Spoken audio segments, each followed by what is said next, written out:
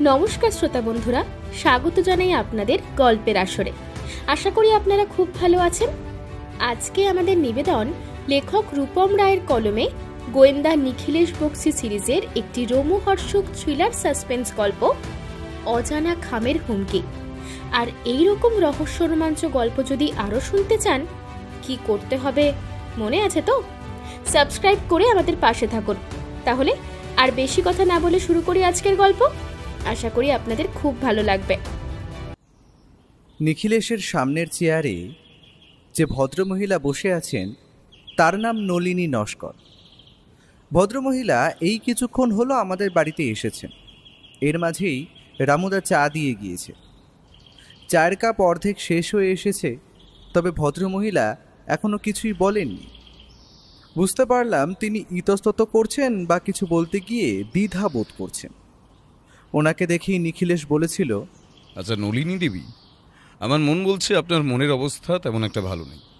কয়েকদিন ধরেই আপনার পরিবারে এমন কিছু ঘটেছে যা আপনাদের বিচলিত করছে, তাই তো? মহিলা একটু অবাক হয়েই মাথা তুলে বললেন, হ্যাঁ, সে খানিকটা বটে, তবে আপনি কি করে বুঝলেন? নিখিলেশ একটু হাসি মুখে বলল, সম্ভবত আপনার বাড়িতে কারো মৃত্যু ঘটেছে বা কেউ অসুস্থ হয়ে পড়েছেন আশা করা যায়। কারণ আপনার চোখের নিচে কালো দাগ বলছে কয়েকদিন ভালো মতো ঘুম হয়নি, আর কান্নার জন্য মাঝে মাঝে আপনার কথাটাও জড়িয়ে যাচ্ছে। অপরদিকে মেয়ে মানুষেরা চুল নাচড়ে বা নখ এইরকম রেখে কখনো আসবে না। মহিলা জাতি সর্বদা নিজেদের যত্ন করতে তৎপর। তাই আপনার যখন এই সবের অভাব দেখলাম, তবে কি এটা আন্দাজ করা খুব কঠিন কাজ? কথাটা শোনার পর ভদ্রমহিলার মুখে যেন একটা ঔজ্জ্বল্য দেখতে পেলাম। বুঝতে পারলাম তিনি যে সঠিক লোকের কাছে এসেছেন তাতে কোনো সন্দেহ নেই। আর তিনি যে আমার বন্ধু নিখিলেশের দৃষ্টিশক্তির ক্ষমতা দেখে অত্যন্ত প্রভাবিত হয়েছেন তার বলে দিতে হয় না। মহিলার বয়স প্রায় 25-এর কাছাকাছি, এক কথায় বিবাহযোগ্য বলা চলে। এবার নিখিলেশের কথা শুনে তিনি যেন একটু বল পেলেন শরীরে। আজ সকালে আমি আমার ঘরে বসেছিলাম, এমন সময় নিখিলেশ দরজার কাছে এসে বলল, ভাইয়া, একবার আমার ঘরে আসো তো। খানিকক্ষণ পরে এলেও চলবে। এক ভদ্রমহিলা টেলিফোন করেছিলেন, উনি কিছুক্ষণের মধ্যেই এসে পড়বেন। আমি বললাম, নতুন কোনো কেস নাকি? সেটাই মনে হচ্ছে, তবে ভদ্রমহিলার না আসা পর্যন্ত তেমন কিছু বলতে পারছি না। তুমি একটু পরে আমার ঘরে চলে এসো, বুঝলে? নিখিলেশ চলে যাওয়ার বেশ কিছুক্ষণ পরে আমি জামা কাপড় বদলে নিয়ে ওর ঘরে গিয়ে চেয়ারে বসলাম। নিখিলেশ দেখলাম চেয়ারে বসে মুখের সামনে দুটো হাত জড়ো করে কি যেন ভাবছিল। আমি বললাম, এত মন দিয়ে কি ভাবছো বলো তো? ভদ্রমহিলা টেলিফোন করেই বললেন ওনার জীবনটা প্রায় দুর্বিষহ হয়ে উঠেছে কয়েকদিনে। কিছু হুমকি চিঠি নিয়ে তিনি আমার কাছে আসতে চান। আমার মন বলছে তার পরিবারের কোনো একটা কিছু ঘটেছে, সেই কারণে ভদ্রমহিলা আমার সাহায্য চাইতে আসছেন। তবে তিনি কিন্তু এত কিছু বলেননি। তিনি শুধু ওই হুমকির চিঠির ব্যাপারেই আমার সঙ্গে কথা বলতে আসবেন বলেছেন। ব্যাপারটা আমি অনুমান করার চেষ্টা করছি যে কেসটা কি হতে পারে। আমি একটু অবাক হয়ে বললাম, তিনি নিজের নাম তো নিশ্চয়ই বলেছেন, আর তার জীবনে কোনো বড় বিপদ ঘটে থাকলে তবে তিনি পুলিশের কাছে না গিয়ে তোমার কাছে আসছেন কেন? সেটা আমি ভেবেছি, তবে সেটা দুটো কারণ হতে পারে। হয়তো তিনি পুলিশের উপর ব্যাপারটা নিয়ে ঠিক ভরসা করতে পারছেন না, আর অপরদিকে ফোনে বললেন যে হুমকি চিঠির কথা। যে হুমকি চিঠি দিয়েছে সে হয়তো ব্যাপারটা পুলিশকে জানাতে বারণ করেছে। পুলিশে জানাজানি হলে তার বিপদ হওয়ার সম্ভাবনা রয়েছে। আমি বুঝতে পারলাম নিখিলেশ আসলে কি বলতে চাইছে, তাই আর কিছু না বলে অপেক্ষা করতে লাগলাম। ভদ্রমহিলা এলেন আরও বেশ কিছুক্ষণ পরে। তারপর আমাদের ঘরের সামনে এসে ঢুকে নিখিলেশ ও আমার উদ্দেশ্যে নমস্কার জানালেন। নমস্কার প্রতি নমস্কারের পালা শেষ হতে তিনি ঘরের ভেতরে ঢুকে চেয়ারটায় বসলেন। তাকে ইতস্তত করতে দেখে নিখিলেশ বলল, আপনি যদি সমস্তটা ভালোভাবে খুলে না বলেন নলিনী দেবী, তাহলে কিন্তু আমি আপনাকে সাহায্য করতে পারবো না। আপনি প্রয়োজন হলে সময় নিন, সমস্তটা গুছিয়ে নিন, তারপর বলতে শুরু করুন। কোথা থেকে শুরু করব কিছু বুঝতে পারছি না। আপনি এই হুমকি চিঠিগুলো আগে দেখুন। আসলে প্রায় 1 সপ্তাহ আগে আমার বাবা এই পৃথিবীর মায়া ত্যাগ করে চলে গেছেন। আর ঠিক এই সময় রামুদা আমাদের জন্য চা নিয়ে এলো। আমরা সবাই চায়ের কাপ তুলে নেওয়ার পরে অর্ধেকটা শেষ হয়ে এসেছে, তখন মহিলা বলা শুরু করলেন। প্রথমেই বলি এই হুমকি চিঠিগুলোর কথা। এগুলো আসা শুরু হয়েছে আজ থেকে প্রায় বছরখানেক আগেই। আর এগুলো যে বাবাকেই লেখা তাতে কোনো সন্দেহ নেই। উনি ছিলেন একজন নামকরা ব্যবসায়ী। আসলে আমাদের ব্যবসাটা পারিবারিক। কলকাতার বুকে বড় 3টে সোনার দোকান আছে আমাদের, এবং সবকটাই নামকরা। সুতরাং বুঝতেই পারছেন আমাদের শত্রুর অভাব ছিল না। আর বাবাই সম্পত্তি পান দাদুর কাছে। দাদু নরেন্দ্র নস্কর এককালে বহু সম্পত্তি করেন, পরে কলকাতায় একটা বাংলা বাড়ি কিনে সেখানেই ব্যবসা শুরু করেন। আমার মা একজন স্কুলের শিক্ষিকা। তবে পর এতগুলো হুমকি পাওয়ার পর থেকেই আমাদের মনে একটা ভয় জন্মে যায়। আর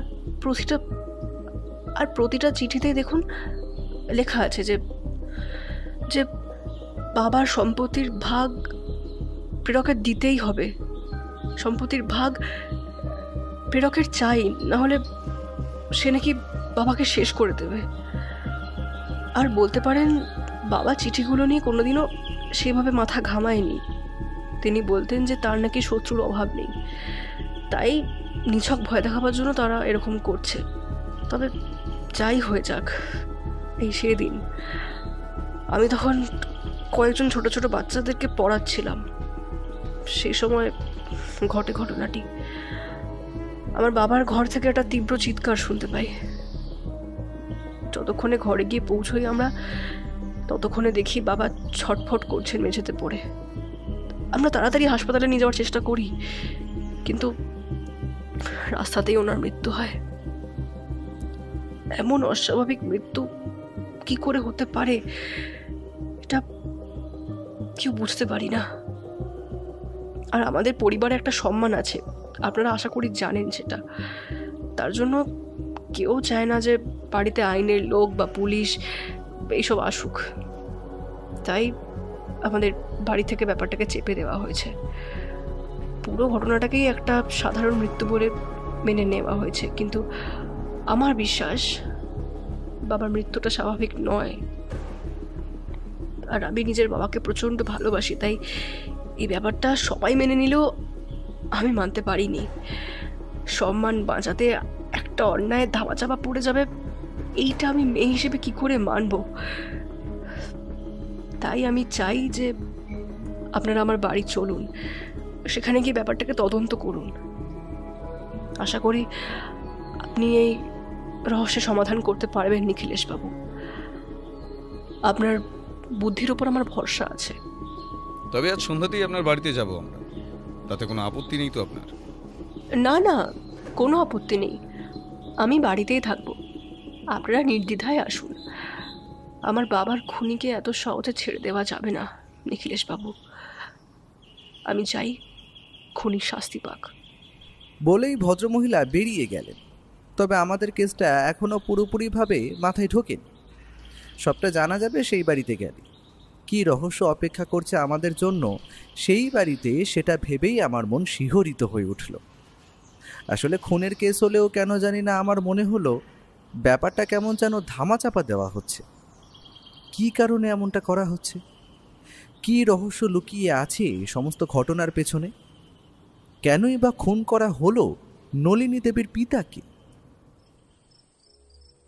নলিনী দেবীর দেওয়া ঠিকানা মতো আমরা সন্ধ্যাবেলা পৌঁছলাম ওনাদের বাড়িতে। বাড়িটা দোতলা, বাইরে দিয়ে বেশ শৌখিন।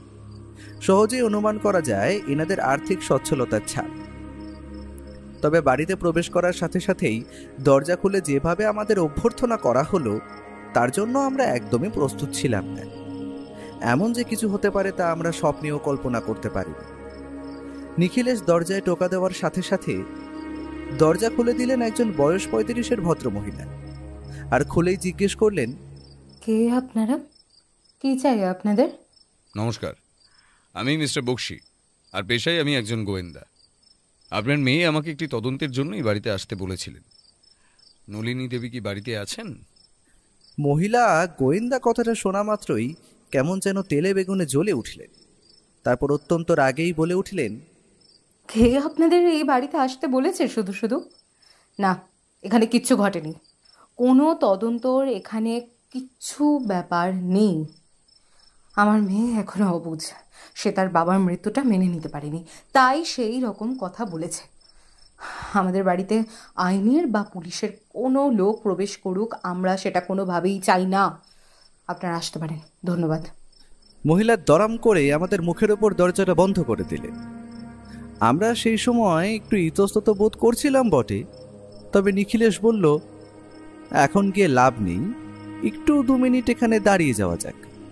কারণ নলিনী দেবী যদি ওনার মাকে বোঝাতে পারেন তবে হয়তো সত্যি হলেও তাই। বাড়ির ভেতরে যে 2 জন মহিলার তীব্রভাবে উত্তেজিত হয়ে কথা বলছে তা স্পষ্ট। শেষ অবধি বুঝলাম নলিনী দেবী নিজের মাকে মানাতে পেরেছেন। আমরা দরজার বাইরেই দাঁড়িয়েছিলাম। এমন সময় নলিনী দেবী নিজে এসে বাড়ির ভেতরে প্রবেশ করতে বললেন। ওনার কথা মতো আমরা বাড়ির ভেতর বৈঠকখানায় একটা সোফা দখল করে বসলাম। আসলে মা কিছুতেই চান না যে বাড়িতে পুলিশের বা আইনের লোক আসুক, তাই তিনি আপনারা কিছু মনে করবেন না। এখানে মনে করার মতো কিছু নেই, তবে তিনি এত সহজে মেনে গেলেন কি করে যে আমরা তদন্ত করব? কিছুই না, আমি মাকে শুধু বললাম যে আপনারা প্রাইভেট ডিটেকটিভ আর আপনারা নিজেদের কাজ গোপনেই করবেন, পুলিশের সাথে আপনাদের তেমন কোনো যোগাযোগ নেই। আর এটা বলেও রাজি করিয়েছি যে আপনারা যদি তদন্ত করতে না আসেন তবে আমি পুলিশকে ডাকবো বাড়িতে, তারাই তদন্ত করবে। সেক্ষেত্রে পুলিশের কাজ করার থেকে একজন গোয়েন্দা ভিতরে এসে কাজ করা ভালো, সেটাই সে কারণেই মা মেনে নিয়েছেন। সমস্তটাই বুঝতে পারলাম, তবে আমাদের তদন্তের জন্য আপনাদের বাড়ির সকলকেই আমাদের সঙ্গে কথা বলতে হবে। এটাই তদন্তের অঙ্গ। আপনাদের সকলের ঠিকঠাক মতো সহযোগিতা পেলেই আমরা নিজেদের কাজ সঠিকভাবে করতে পারবো।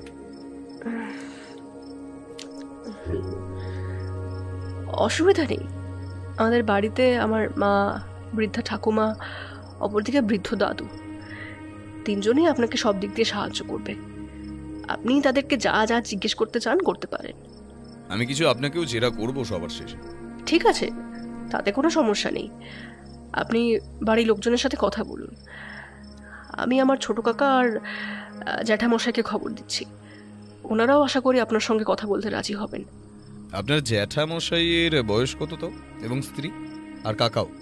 জ্যাঠার স্ত্রী আছে, আর আছে একজন ছোট 5 বছরের ছেলে। অপরদিকে ছোট কাকা এখনো বিয়ে করেনি। দাঁড়ান, আমি ওদেরকেও আসতে বলে দিচ্ছি। আপনারা চা খাবেন তো? চা খাওয়া পর্ব শেষ হতেই আমরা বৈঠকখানা ছেড়ে প্রবেশ করলাম নলিনী দেবীর পিতার ঘরে, যার মৃত্যু ঘটেছে। নিখিলেশ ভালো করে ঘরটা খুঁটিয়ে খুঁটিয়ে দেখল, তারপর আমার উদ্দেশ্য বলল, বুঝলে ভাইয়া, আমার কেন জানি না মনে হচ্ছে এই মোহিনী নস্কর এবং নলিনী দেবীর বাবার সম্পর্ক তেমন একটা ভালো ছিল না। সেটা আবার কেমন করে বুঝলে? তুমি যদি পুরো ঘরটা ভালো করে লক্ষ্য করো তবে দেখতে পাবে ঘরের আয়নার কাছে চিরুনির সংখ্যা কিন্তু একটি, আর সেই চিরুনিতে কোনো মহিলার চুল লেগে নেই।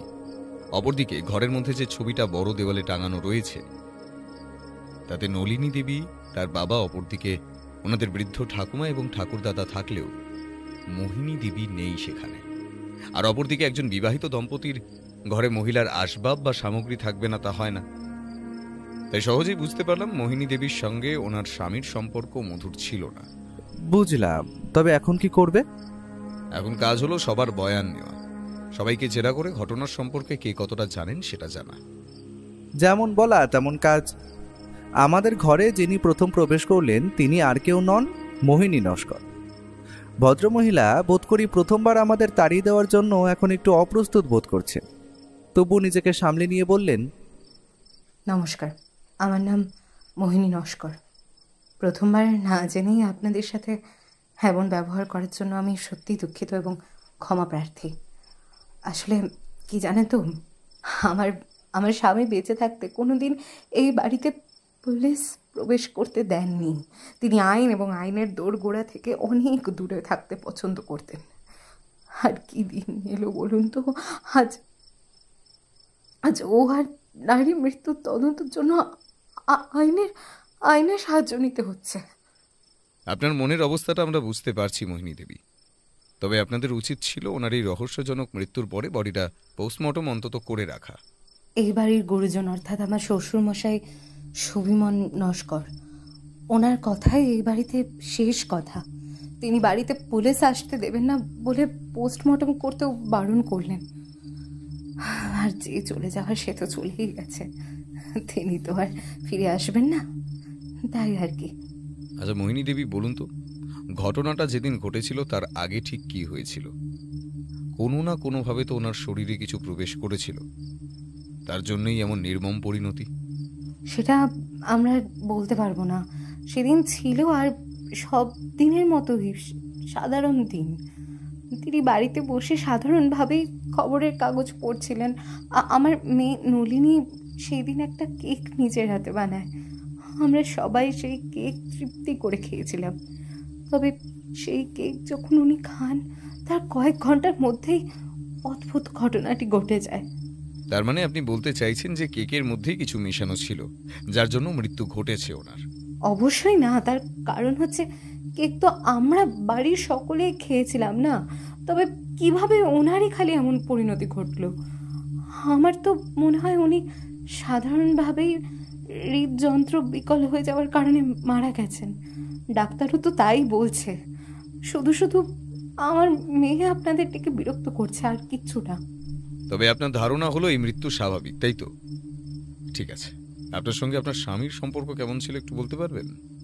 স্বামী স্ত্রীর সম্পর্কের ব্যাপারে আবার কি বলবো বলুন তো, নতুন করে যেমনটা হয় আর কি। তবে শেষের দিকে কয়েক বছর আমাদের মধ্যে একটু আধটু মনোমালিন্য লেগেই থাকতো। কি মানে তিনি আমার সাথে খারাপ ব্যবহারও করতেন।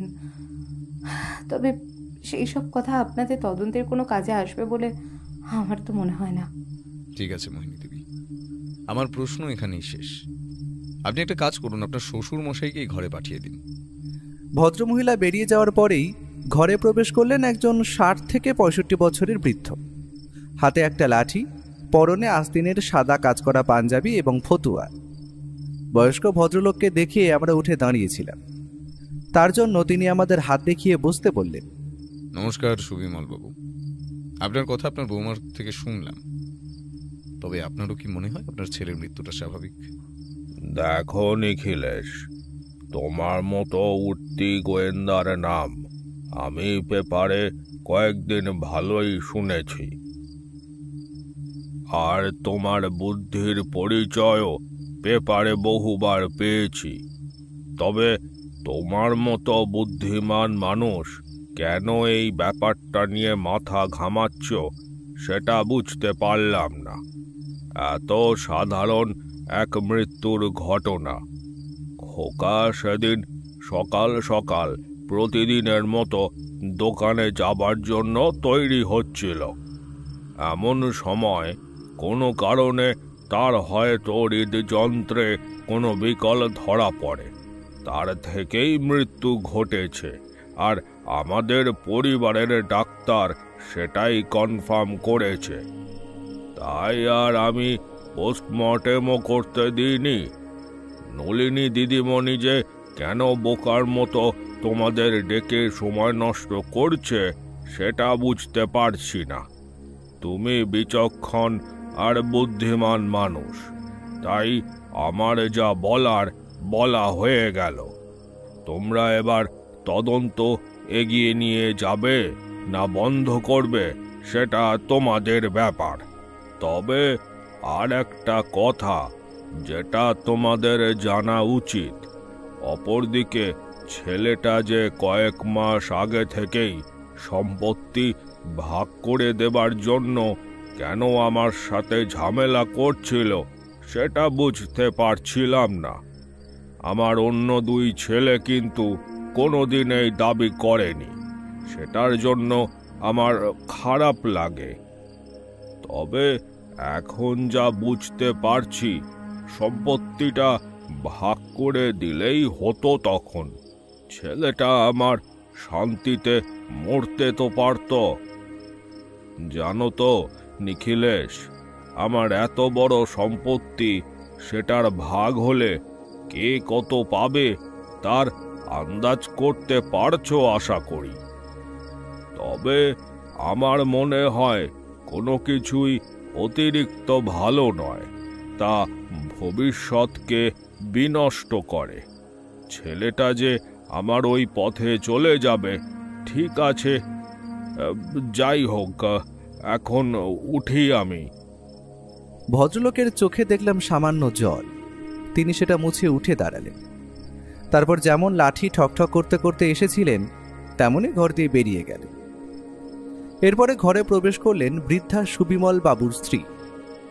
কেন জানি না মনে হলো এই মহিলার মেজাজ একটু চড়ার দিকেই, আর তিনি যে ওনার ছেলেকে চোখে হারাতেন এবং খুব ভালোবাসতেন সেটা ওনার কথা শুনেই বোঝা গেল। তবে ওনার কথা শুনে বুঝতে পারলাম শাশুড়ি এবং বৌমার সম্পর্ক তেমন একটা ভালো নয়, আর ছেলের মৃত্যুতে তিনি গভীরভাবে শোকাহত। এরপর একে একে এলেন সেই বাড়ির ছোট ছেলে অর্থাৎ মালিনী দেবীর কাকা এবং বড় জ্যাঠা।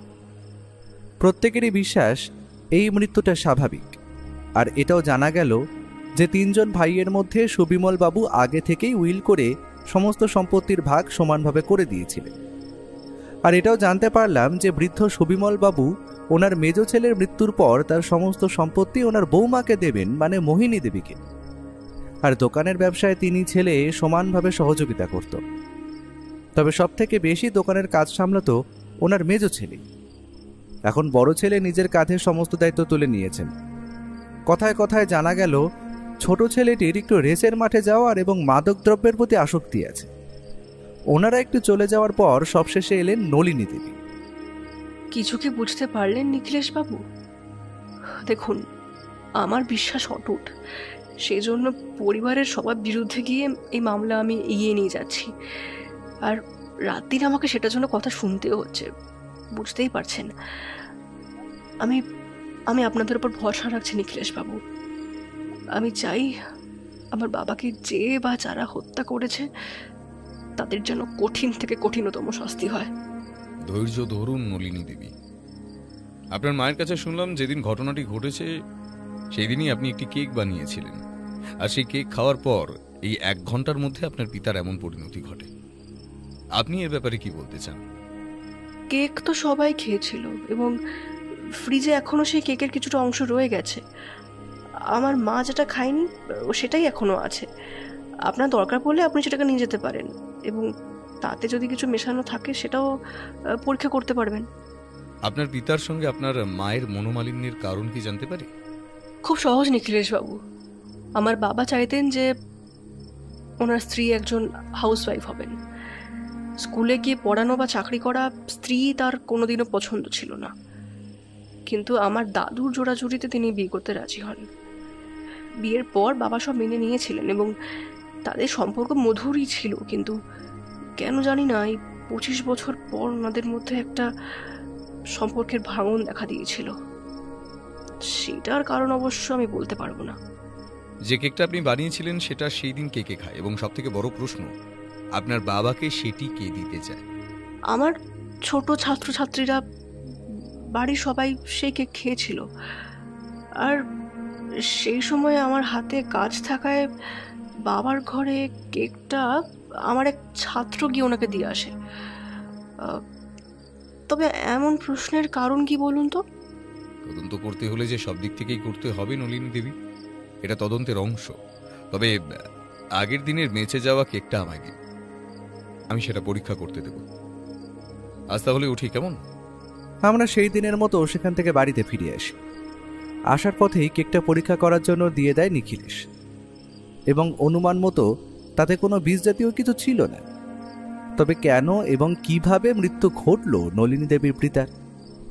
কি রহস্য লুকিয়ে আছে এটার পেছনে? কোনো গভীর ষড়যন্ত্রের হাতছানি কি অপেক্ষা করছে আমাদের জন্য? বাড়ি ফিরে খাওয়া দাওয়া সেরে আমি নিখিলেশের ঘরে গিয়ে দেখি সে অত্যন্ত চিন্তিত মনে নিজের পছন্দের সিগারেটে শুকটান দিচ্ছে আর মন দিয়ে ভাবছে। বুঝতে পারলাম সে কেসটা নিয়ে অত্যন্ত চিন্তায় আছে। আমি আর থাকতে না পেরে তাকে জিজ্ঞেস করলাম, কি ভায়া, কেসটা তোমায়ও ভিমরি খাইয়ে দিচ্ছে দেখছি। যে কেকটা নিয়ে আসা হলো সেটাতেও তো বিষ পাওয়া গেল না, তবে কিভাবে হলো খুনটা? তুমি কি মনে করছো? ওটাই যে কোনো বিষ বা তেজস্ক্রিয় পদার্থ থাকবে না সেটা আমি আগে থেকেই বুঝতে পেরেছিলাম, কারণ অত্যন্ত সোজা। যে বাড়িতে পোস্টমর্টম করা হয় না একটি বডি, সোজা কথা তারা কিছু লুকোতে চাইছে এবং একে একটা রেখে দেওয়ার মাধ্যমে তারা প্রমাণ করতে চাইছে যে খুনটা বাড়ির লোক করেনি, করেছে বাইরের লোক। হ্যাঁ, সে বুঝতে পারলাম। তবে একটা কথা বলো, সুবিমল বাবুর 2 ছেলে, তাদের দেখে তোমার কি মনে হয় তারা কি খুনটা করতে পারে? দেখো, এত বড় সম্পত্তির ব্যাপার, সেখানে লোভ তো একটা থেকেই যায়। তাদের গভীরভাবে সন্দেহ করার মতো কিছু ঘটেনি, তবে তারা সন্দেহের আওতার থেকে বাইরে নয়। তুমিও জানো আমাদের কাউকে বাদ দেওয়া চলে না।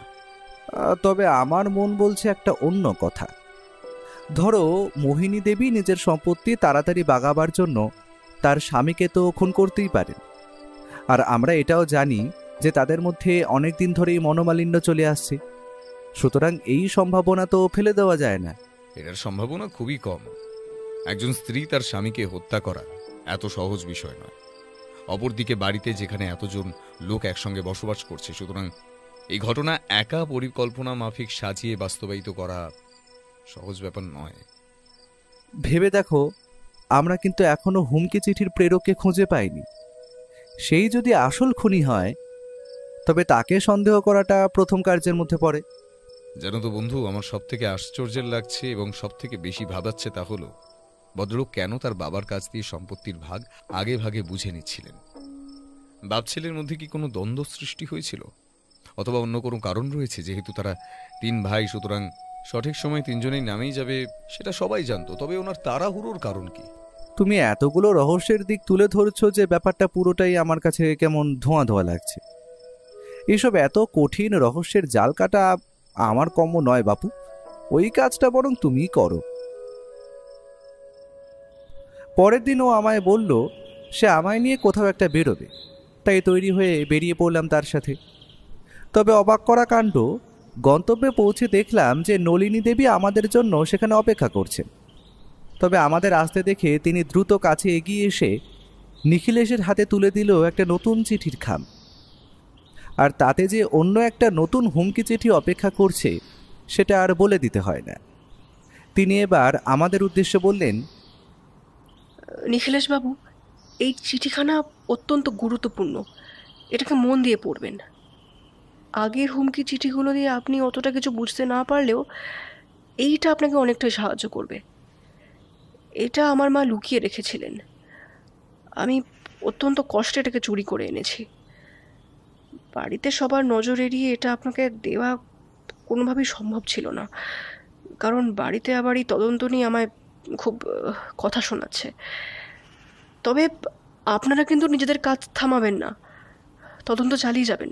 যা টাকা লাগে আমি দেব আপনাদেরকে। মেয়েটি চিঠিটা আমাদের হাতে তুলে দিয়েই দ্রুত গতিতে সেখান দিয়ে ট্যাক্সি নিয়ে বেরিয়ে গেল। তবে ওনার চোখের কোণে যেন এক চিলতে জল চিকচিক করতে দেখতে পেলাম আমরা। সেটা কি নিজের পিতার মৃত্যুর কারণে, নাকি অন্য কিছু রহস্য লুকিয়ে আছে তাতে? তিনি বেরিয়ে যেতেই নিখিলেশ চিঠির খামটা খুলে সেটা পড়তে আরম্ভ করল। খুব ছোট্ট 4টে লাইনে সেখানে লেখা রয়েছে, তবে সেটার মানে যে কি তা উদ্ধার করা আমার কম্য নয়। নতুন উষার আলোয় উদ্ভাসিত নামবিহীন অধিকার, যাহা তোমার পুরাতন অপকর্মের ফসল, আমার জীবনের সবটুকু দিলাম তোমায়, সম্মান থেকে বস্ত্র, অগুন্তি সুদাসন। আমি উদ্বিগ্ন হয়ে ছড়াটা মন দিয়ে শুনছিলাম। এমন সময় ও কি যেন মনে করে থেমে গেল। আমি বললাম, কি হে, থামলে কেন? এইটুকুই লেখা আছে বন্ধু, পড়ে দেখো। এইসব কি লেখা আছে? নলিনী দেবী এই চিঠিটা আমাদের হাতে তুলে দিয়ে কেসটা অন্যদিকে ঘোরাতে চাইছেন না তো? এটা কিভাবে কোনো হুমকি চিঠি হতে পারে? সবই বুঝলাম, কিন্তু এখন একটা কাজ করা যাক, বুঝলে? এখনই আমরা একবার নস্কর বাড়িতে যাব। নলিনী দেবী এতক্ষণে পৌঁছে গেছেন আশা করি। আমরা এতটা পরে গেলে তাদের কাছে ধরা পড়বার কোনো ব্যাপার নেই। আমরা যখন ওনাদের বাড়িতে পৌঁছলাম, সবাই মোটামুটি বাড়িতেই ছিল, তাই নিখিলেশ বোকার মতো একটা কাজ কেন করলো সেটা বুঝতে পারলাম না। সে বাড়িতে পৌঁছেই তড়িঘড়ি সবাইকে আবার দফায় দফায় ডেকে সাদা কাগজে পরপর কিছু লাইন লেখানো।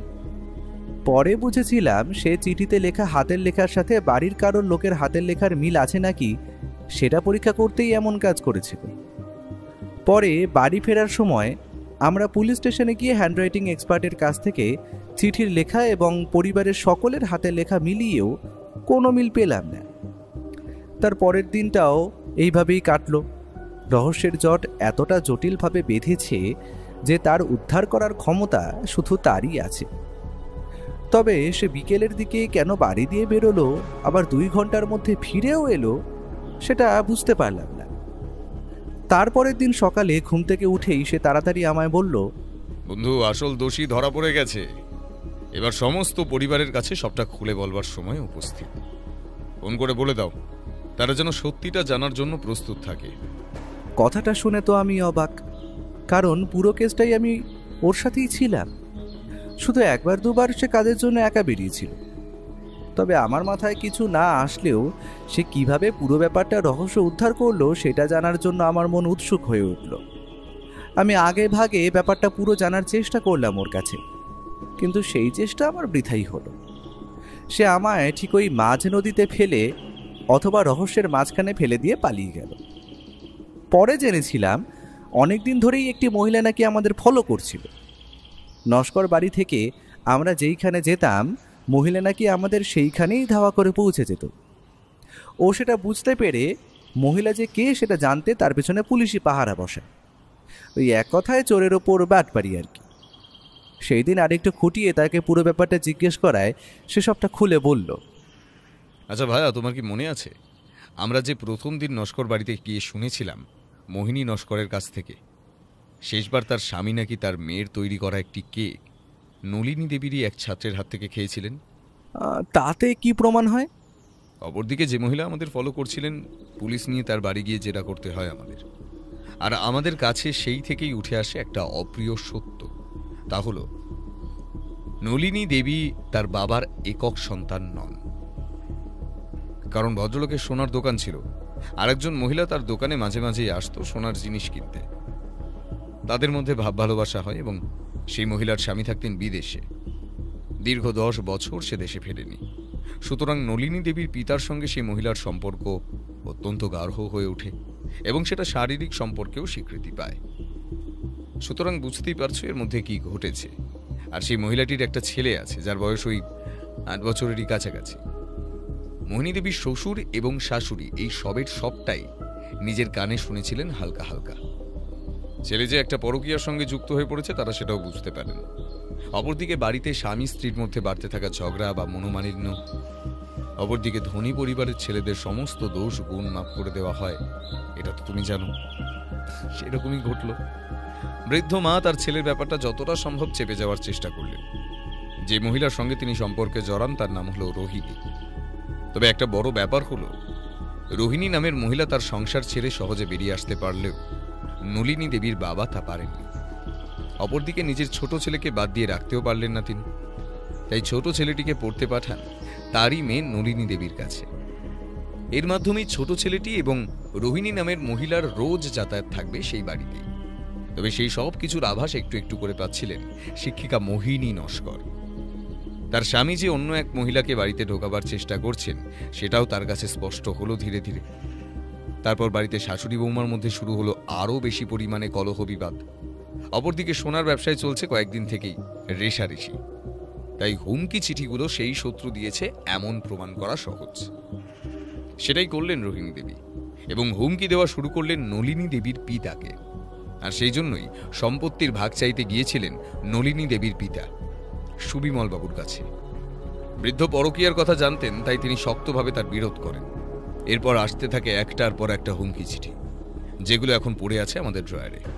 তার মানে তুমি বলছো চিঠিগুলো লিখেছিলেন রোহিণী দেবী এবং তিনিই খুন করেন নলিনীর পিতাকে?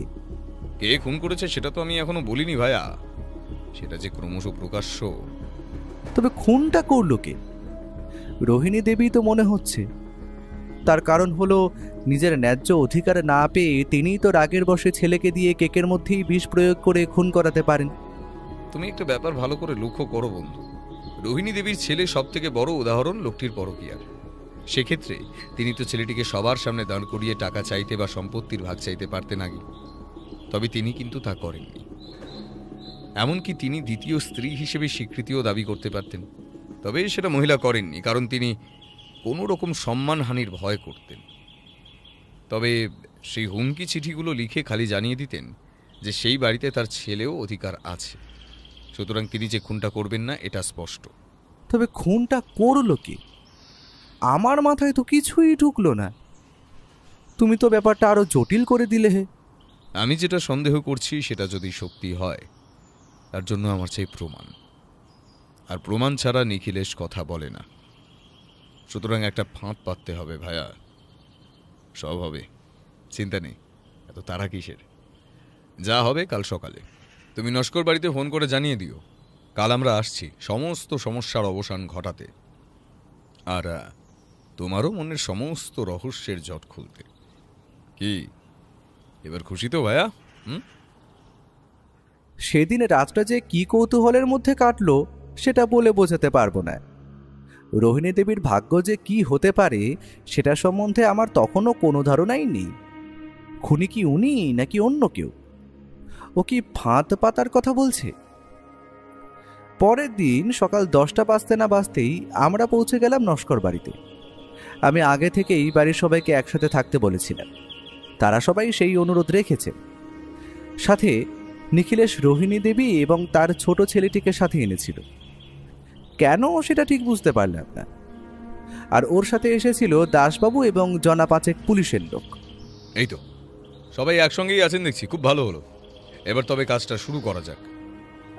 আচ্ছা বাবা, আমার ছেলেকে কি সত্যি খুন করা হয়েছে? আর তুমি এই ছোট বাচ্চাটিকে সঙ্গে এনেছো কেন? এই বাচ্চাটি তো আমার নাতিনের কাছে পড়তে আসে, একে কোথায় পেলে? সব বলবো, ধৈর্য ধরুন। বলে ও কেন জানি না নিজের চোয়াল শক্ত করে এবং ভারী গলায় বলে, এবার আপনাদের কাছে সবটা পরিষ্কার হওয়া দরকার। এই ছোট্ট বাচ্চাটি হলো আসল খুন। এই ছোট্ট বাচ্চাটি না জেনেই হয়তো কোনো বিষ জাতীয় জিনিস নলিনী দেবীর পিতাকে দিয়েছিল এবং সেটা খাওয়ার পরই ওনার মৃত্যু ঘটেছে, সেটা আমার বিশ্বাস। দাসবাবু, আপনি আপনার কাজ করুন, বাচ্চাটিকে গ্রেফতার করুন। কথাটা শোনা মাত্রই বাচ্চাটি কেমন যেন ভয় পেয়ে চিৎকার করে বলে উঠল, মা মা, আমি মার কাছে যাব, আমাকে ছেড়ে দাও। ওইটুকুনি বাচ্চাকে এইসবের মধ্যে ফাঁদ হিসেবে ব্যবহার করা হচ্ছে সেটা জেনে আমার একটু খারাপ লাগলোই বটে। কিন্তু দাসবাবু দেখলাম গম্ভীর স্বরে রাগী গলায় বললেন, হ্যাঁ চলো হে ছোকরা, তোমাকে আর তোমার মাকে একসাথেই গাড়োতে পাঠাবার ব্যবস্থা করব। তোমার সেখানে চিকিৎসা চলবে। এইটুকু বয়সে একজনকে খুন করলে তুমি, সুস্থ নাও তুমি, চলো তাড়াতাড়ি। না দাঁড়ান, আপনার ওই ছোট্ট বাচ্চাটিকে কোথায় নিয়ে যাচ্ছেন? ও তো বাচ্চা মানুষ, ও তো খুনটুনের কথা কিছুই বোঝে না, ওকে ছেড়ে দিন। এ কি মোহিনী দেবী, ওই বাচ্চাটাই তো আপনার স্বামীর আসল হত্যাকারী। হয়তো অজান্তেই, কিন্তু খুন তো খুনই হয়, তাই না? হতেই তো পারে বাইরের কেউ আড়াল থেকে ওকে এই কাজটা করিয়েছে, তাই কাজটা ঘটেছে এই বাচ্চাটির হাত ধরেই। সুতরাং ওকে শাস্তি তো পেতেই হবে। না না, এটা হতেই পারে না। দোষ আমি করেছি, শুধু শুধু আপনারা ওকে অপদস্থ করছেন। আমি আমি আমি সবটা স্বীকার করছি। হ্যাঁ হ্যাঁ, আসল আসল দোষী আমি। আপনারা যা করবেন আমাকে নিয়ে করুন, আমায় থানায় নিয়ে চলুন, ওই বাচ্চাটাকে ছেড়ে দিন। ওকে যদি বিনা অপরাধে আপনারা দোষী দোষী খাটান, ওর তো জীবন নষ্ট হবে। অপরদিকে আমাদের পরিবারের উপর নেমে আসবে ওর মায়ের দুর্বিষহ অভিশাপ, যেটা আমি কিছুতেই হতে দিতে চাই না। আপনি কি বলছেন মোহিনী দেবী? আপনি সমস্ত দোষ স্বীকার করছেন তাহলে? দেখুন, যারা ওই বাচ্চাটিকে এই পৃথিবীর আলো দেখিয়েছে তারা হয়তো নোংরা কাজে লিপ্ত হয়ে সেটি করেছে, তবে আমি কিছুতেই বাচ্চাটির ভবিষ্যৎ কেড়ে নিতে দিতে পারি না, তাও আবার একজন শিক্ষিকা হয়ে। ওদের পাপের বোঝা আমি ওই বাচ্চাটির উপর কিছুতেই চাপাতে পারবো না। তবে কি সব সত্যিটা আপনি বলবেন নাকি আমার সাহায্য লাগবে? না না, আমি সবটা বলছি, আমি বলবো। হ্যাঁ, খুনটা আমি এবং আমার শ্বশুরমশাই দুজনে মিলেই করেছি। সেদিন আমাদের বাড়িতে কেক তৈরি করা হয়েছিল এবং সেটি করেছিল আমার মেয়ে। কেকটা আমার স্বামীকে খাওয়ানো এতটা সহজ ব্যাপার ছিল না, কারণ তিনি অতি সহজে কেক খেতেন না। অপরদিকে আমরা জানতাম উনি নিজের ছেলের দেওয়া খাবার কখনো ফেলে দেবেন না, তাই শুধু ওনার খাবারের মধ্যেই আমরা একটি রাসায়নিক পদার্থ মিশিয়ে দিই আর সেই কেকটি বাচ্চাটির হাত দিয়ে ওনার ঘরে পাঠায়। উনি নিজের ছেলে কেকটি এনেছে দেখে তৎক্ষণাৎ সেটি খেয়ে নেন, আর তারপরেই তিনি মৃত্যুর কোলে ঢলে পড়েন। তা আপনি কিছু বলবেন নাকি সুবিমল বাবু? বৃদ্ধ এতক্ষণ মাথা নিচু করে সবটা শুনছিল। হয়তো তার পরিকল্পনা ভেস্তে যাচ্ছে দেখে তিনি ভেঙে পড়েছেন। এবার তিনি মুখ তুলে নিখিলেশের উদ্দেশ্যে বললেন, আসলে আমি চাইনি আমার কষ্ট করে অর্জিত সম্পত্তির ভাগ কোনো পরকীয়ার ফসল ভোগ করুক। এদিকে আমি নিজের ছেলেকেও সামলাতে ব্যর্থ হচ্ছিলাম। নিজের শিক্ষার উপর নিজের লজ্জা করছিল। আমার ছেলেটা ধীরে ধীরে ওই নোংরা মহিলার উপর সবটা বিলিয়ে দিতে শুরু করেছিল। অপরদিকে বাড়িতে বৌমার সাথে রোজ ঝগড়া হতো, সেটা আমি কিছুতেই দেখতে পারতাম না। মোহিনী আমার ছেলেবেলাকার বন্ধুর মেয়ে, তাকে আমি নিজে বউ করে এই বাড়িতে মেয়ের মতো নিয়ে এসেছিলাম, আর তার এমন অবস্থা দেখে আমি কিছুতেই নিজেকে সামলে রাখতে পারিনি। এইটা করা ছাড়া আমারও তো অন্য কোনো রাস্তা ছিল না। তাই বলে নিজের ছেলেকে নিজের হাতে খুন করলেন সুবিমল বাবু? আপনার খুন করতে একবারও বিবেকে বাঁধল না? না, বাঁধল না। আমার বৌমার সংসারটা এতদিন কার ভরসায় টিকেছিল জানো? শুধু আমার ভরসায়।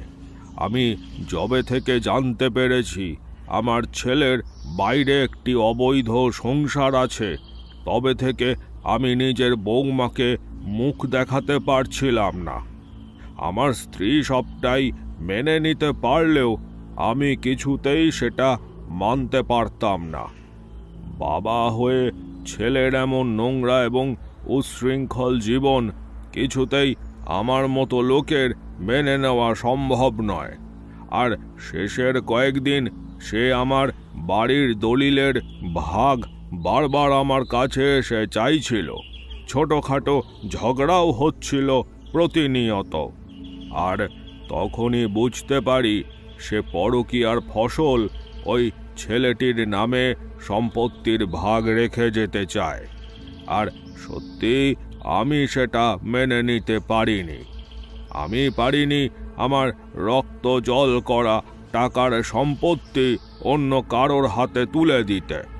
তাই বাধ্য হয়েই নিজের ছেলেকে পথ থেকে সরিয়ে দিয়ে আমার বৌমার হাতে এই পরিবারের চাবিটা তুলে দিতাম। সেটা করেও তো বিশেষ লাভ হলো না সুবিমল বাবু। কেন? সমস্ত দোষ আমি নিজের ঘাড়ে তুলে নিচ্ছি। তুমি আমার বৌমাকে ছেড়ে দাও, ওরা নিজেদের মতো সংসারটা গুছিয়ে নিক, তাতে আমার কোনো আপত্তি থাকবে না। আমার বৌমা নিজের স্বামীকে মারতে চায়নি, কিন্তু আমি তাকে বাধ্য করেছিলাম এই কাজটা করতে। আমার ভুলের শাস্তি আমার বৌমাকে দেবে না, দোষ আমার ছেলে করেছে। আমার ছেলের ভুলের শিকার হয়েছে সে এমনিতেই এতদিন নরক যন্ত্রণার মধ্যে ছিল। এবার ওকে মুক্তি দাও, ওকে নিজের মেয়েকে নিয়ে এই বাড়িতে শান্তিতে থাকতে দাও। তোমাদের আইন কি এতটাই অন্ধ যে আসল দোষী তাকে শাস্তি দেওয়াটাও কি অন্যায়? তা হয় না সুবিমল বাবু। আইনের চোখে সবাই দোষী। তিনি দোষ করেছেন সেটা মানলাম, তবে তাকে শাস্তি দেওয়ার আপনারা কে? আইন তাকে শাস্তি দিত। ঠিক আছে, আপনারা চলুন, পুলিশ জিপে উঠুন, আমরা উঠি। কেমন? দাসবাবু, আপনি আপনার কাজ করে নিন, আর পারলে আমায় ক্ষমা করবেন। আইনের জন্য আমাদের হাত পা বাঁধা, তবে আমি চেষ্টা করব এনাদের শাস্তি যেন কিছুটা হলেও কম করানো যায়। নমস্কার।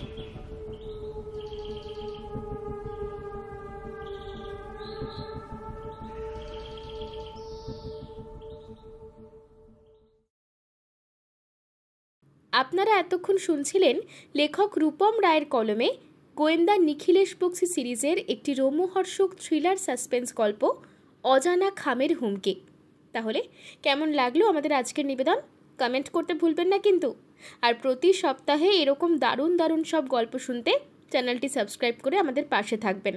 অসংখ্য ধন্যবাদ।